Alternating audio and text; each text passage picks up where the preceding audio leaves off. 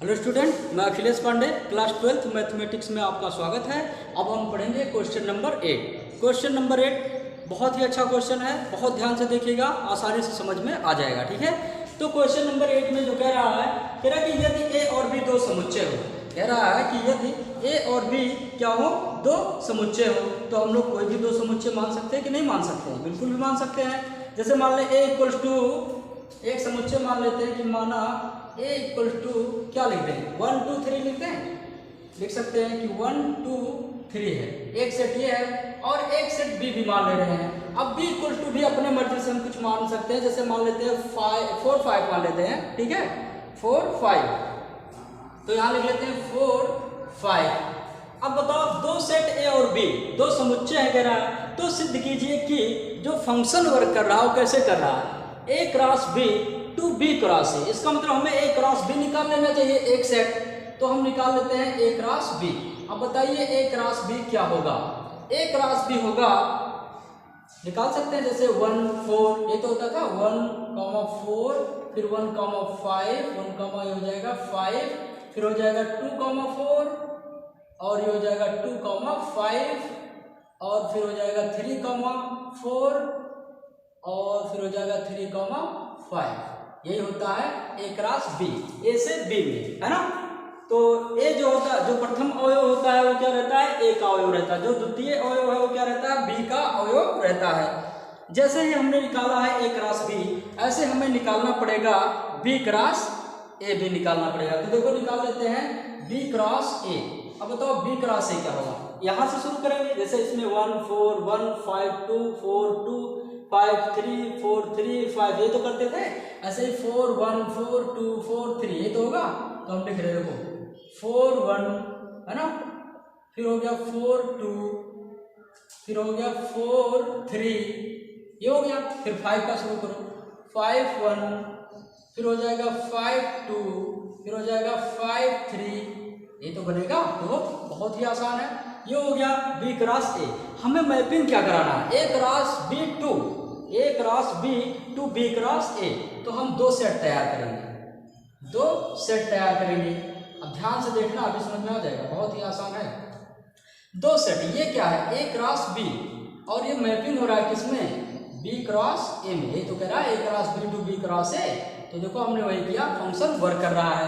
अब ए cross B के अवयव को लिखो, जैसे 1 4, है ना, फिर 1 5, फिर 1 6, सॉरी 1 6 नहीं है, 1 4 है, फिर 2 4, है ना, 2 4, फिर 2 5, फिर कितना है 2 हो गया, फिर 3 हो गया, है ना, ये चाहिए 3 4 और 3 5। देखिए मिला लीजिए 1 4 1 5 2 4 2 5, और उसके बाद 3 4 3 5, सही है। ठीक है, ये हो गया।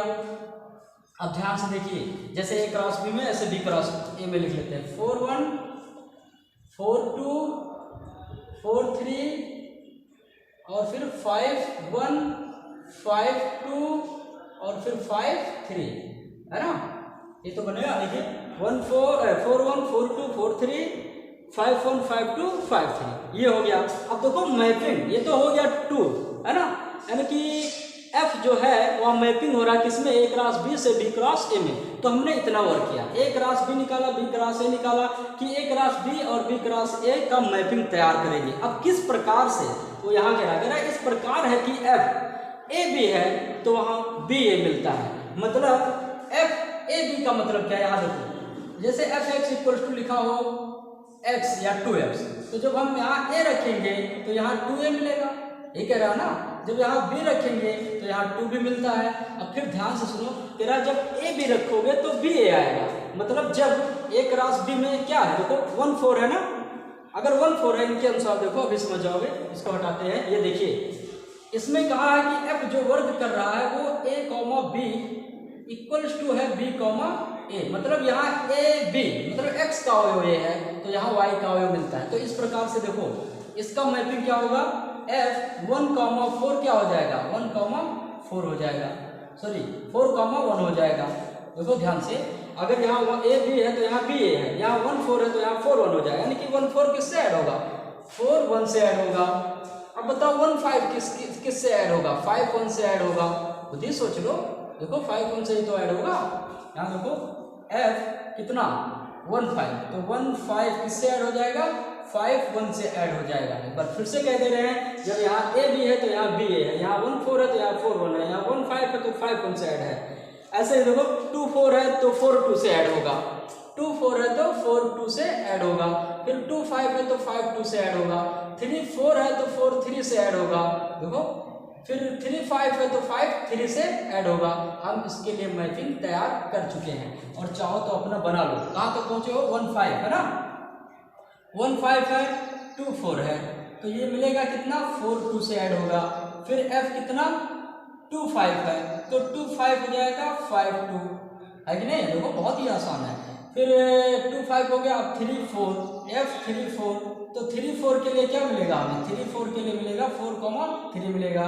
उसके बाद जो f 3 5 है तो क्या मिलेगा? 5 3 मिलेगा। अब देखो ऐड है a b से हमें प्राप्त हुआ, इतना से क्या प्राप्त हुआ? 1 4 4 1 से ऐड होगा, 1 5 5 1 से ऐड होगा, 2 4 4 2 से ऐड होगा। देखो है ना, 2 4 4 2, 2 5 5 2 से ऐड होगा।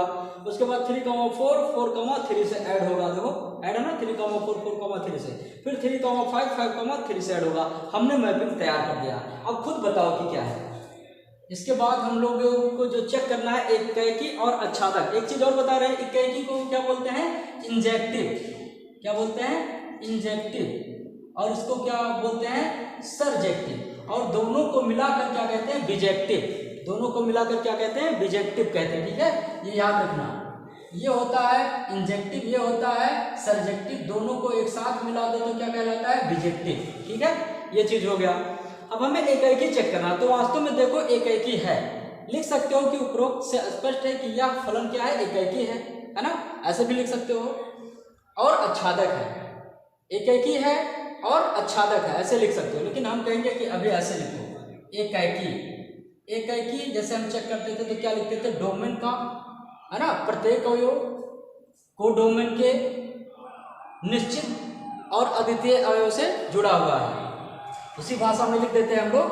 क्या लिखते थे कि यहाँ डोमेन ऑफ f का प्रत्येक अवयव या के प्रत्येक अवयव, देखो के प्रत्येक अवयवों का क्या हो रहा है? अवयवों का को डोमेन ऑफ f में एक निश्चित और क्या है? अद्वितीय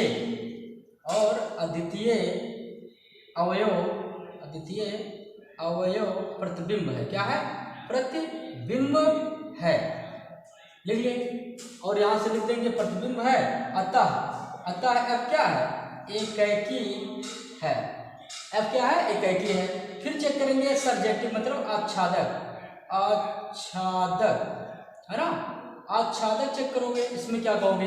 को डोमेन का प्रत्येक अवयव, देखो ध्यान से लिख रहे हैं, को डोमेन ऑफ f का प्रत्येक अवयव क्या है? डोमेन ऑफ f के अवयवों का प्रतिबिंब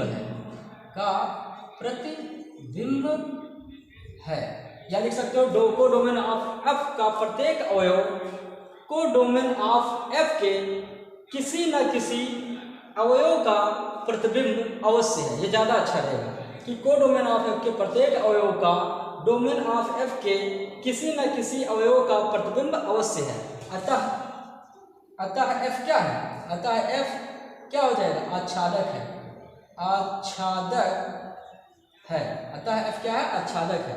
ठीक है, अब इसके बाद क्या करोगे?